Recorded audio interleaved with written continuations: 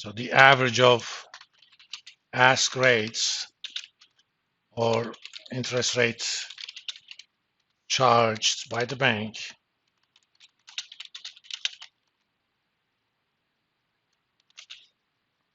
of banks in the LIBOR consortium.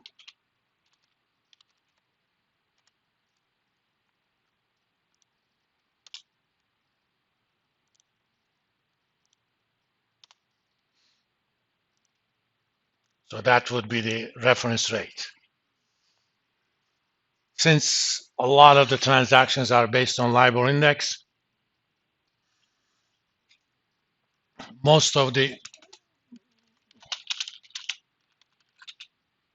swap transactions are based on fixed to LIBOR swaps. I mean, you can have swaps on fixed to Fed funds rate, fixed to prime rate, which is essentially the same thing because prime is effectively Fed funds rate plus 3, right?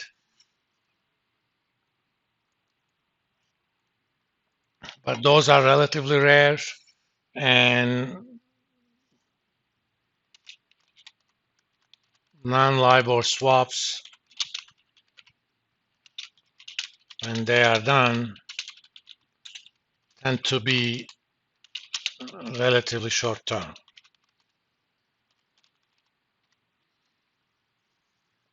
But they're all correlated to each other anyway.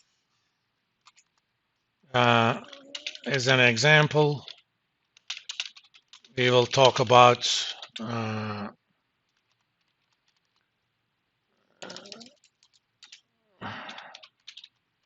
fixed to 3-month LIBOR swaps.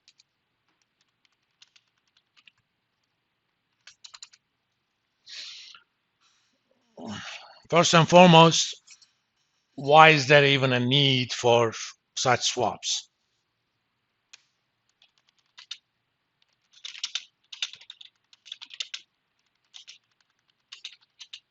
For hedging floating rate risk.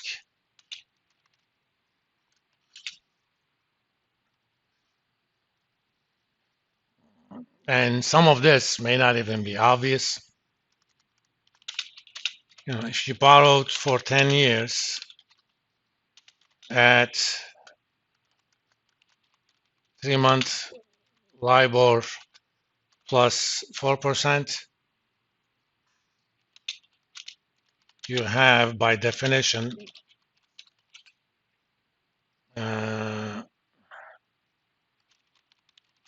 floating rate risk. I mean, think about it. Let's look at the historical 3-month LIBOR. I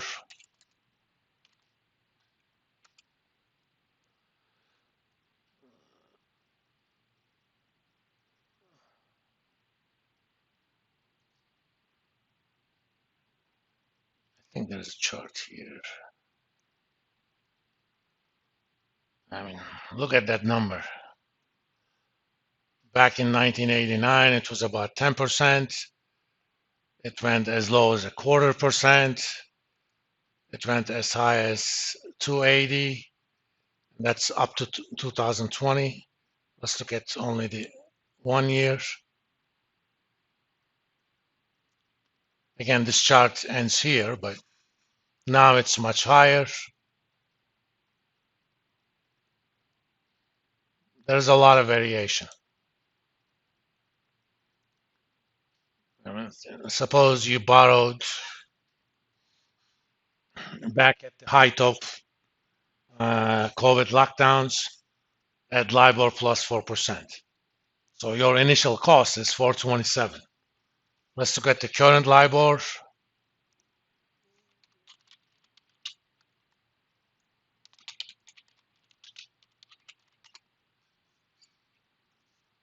It's about 495. That means you're paying 895. That's a big jump. And every 3 months,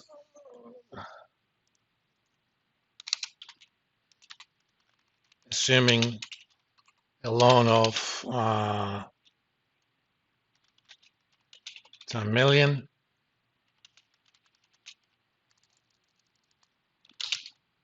if LIBOR is 24 basis points, then every 3 months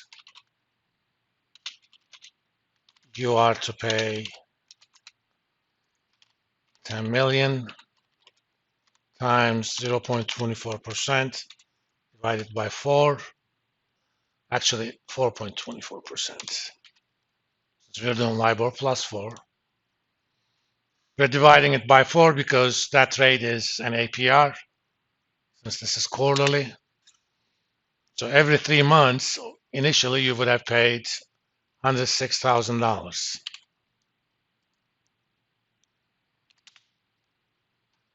Plus, was means what in German? Now, 3-month LIBOR is equal to 4.95%.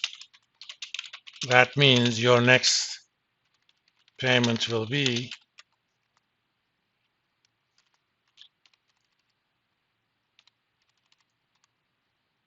8.95% divided by 4,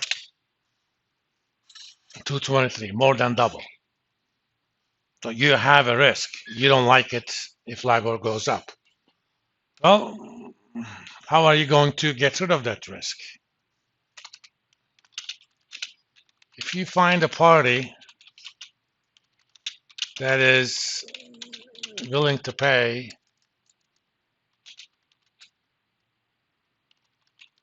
floating rate but wants to be paid fixed rate.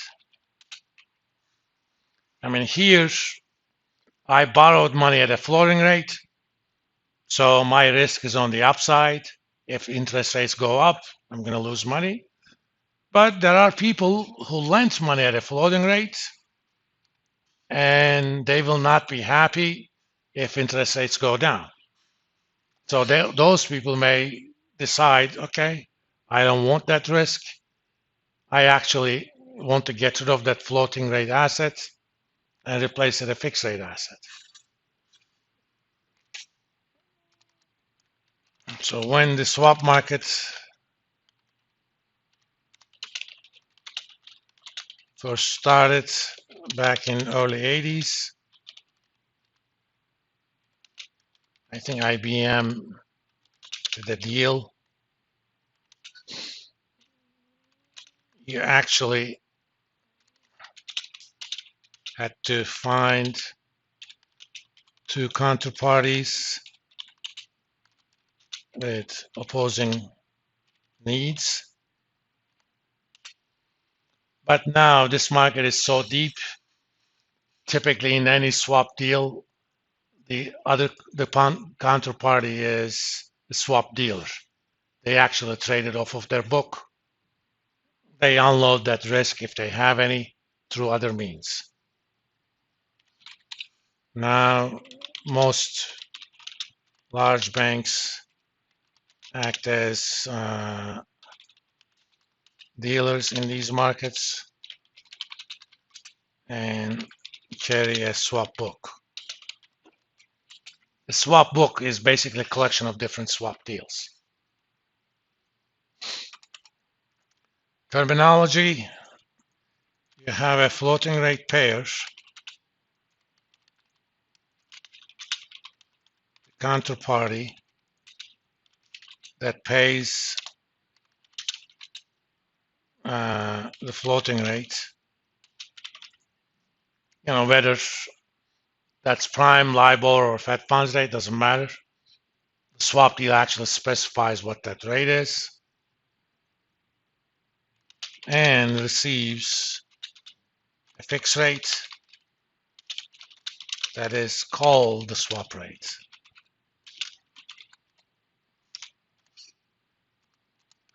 fixed rate payer,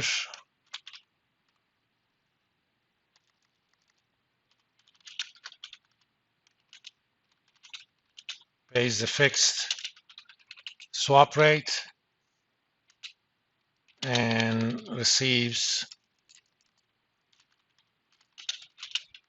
floating rate.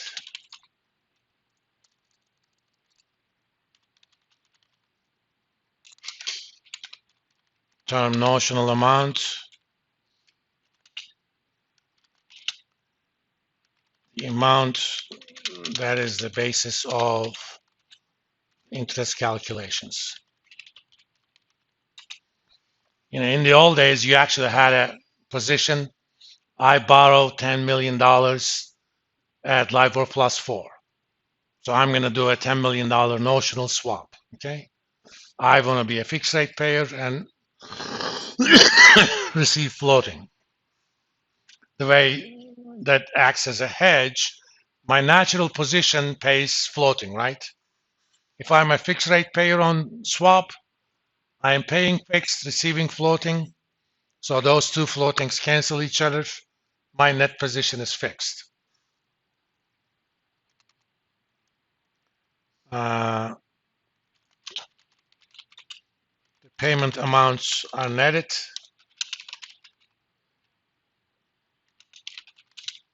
Hence, for a 3-month LIBOR swap,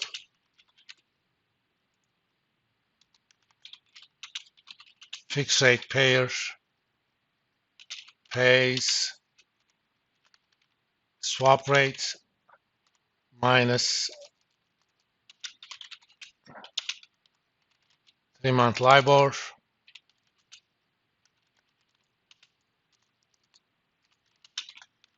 which is 3 months in arrears. It's a fancy term with a 3-month delay. So if I enter into a swap right now and I'm a fixed rate payer, 3 months from now I'm going to pay the fixed rate, which is the swap rate, and I'm going to be paid the current 3-month LIBOR right now. 3 months from now, I'm going to, again, still pay the swap rate, but I'm going to receive the LIBOR rate that's going to be 3 months from now, so on and so forth. So it's going to come up with a 3-month delay. And floating rate payers pays obviously the other part,